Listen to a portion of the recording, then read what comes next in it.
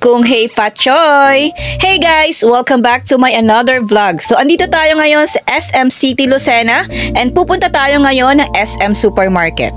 At dahil malapit na nga ang Chinese New Year, titingin tayo ng pwede nating mabili at maihanda. So tara, let's go! Alam nyo ba guys na meron palang significant meaning ang mga pagkain sa Chinese? Sa mga prutas, grapes is for prosperity. Ang dami nga nilang pagpipilian dito ng iba't ibang klaseng grapes. May color green, violet, and iba't iba rin yung kanilang mga sizes. Pears naman is for good health. While apples naman is for peace and safety. Madami ka rin dito pagpipilian ng iba't ibang klase ng apple. Isa pa nga sa lucky food ngayong Chinese New Year ay ang Kiat-Kat. Ito naman ay for good luck and happiness. Syempre hindi rin dyan mawawala ang rice which is for health and good luck. Sa meat section naman, isa sa mga lucky food nila dito ay ang pork belly.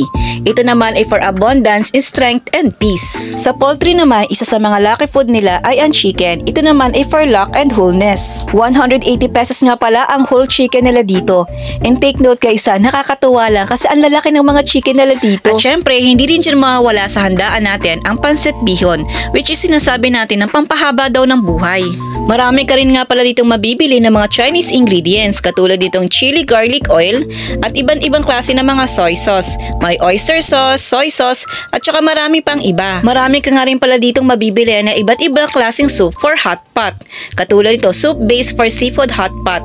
Pili ka na lang dito kung anong gusto mong flavor. Sa mga mahilig sa hot pot, alam nyo ba guys na isa rin ito sa mga lucky food at ito naman ay for prosperous New Year? Halos lahat nga ng kailangan nyo sa hot pot andito na. May crab roll, shrimp tempura, prawn roll at marami pang iba. 56 pesos nga pala to kada 100 grams. At syempre, hindi rin mawawala ang dumplings. Ito naman ay for wealth and treasure. Halos lahat naman ata, paborito ata ito. Syempre, andyan ang siopaw at saka siomai. Marami nga ditong pagpipilian, iba't ibang flavor ng mga siopaw. May ube, bola-bola, asado. At syempre, isa to sa paborito kong kainin, ang siomai. Marami nga sila ditong iba't ibang flavor. May chicken, may shrimp, at saka pork. Punta naman tayo sa bread section. Alam nyo ba guys, ang hopya is for good fortune? Marami ka rin ditong pagpipilian na iba't ibang flavor. At isa na nga to sa favorite ko, ang hopya roll baboy. At syempre, hindi rin mawawala sa handaan ang tikoy, which is available in different flavors and sizes. Ikaw, ano ang favorite Chinese food mo?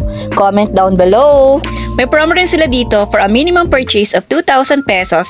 Pwede ka manalo ng instant prizes. So, yun lang guys. Thank you for watching. See you on my next one. Bye!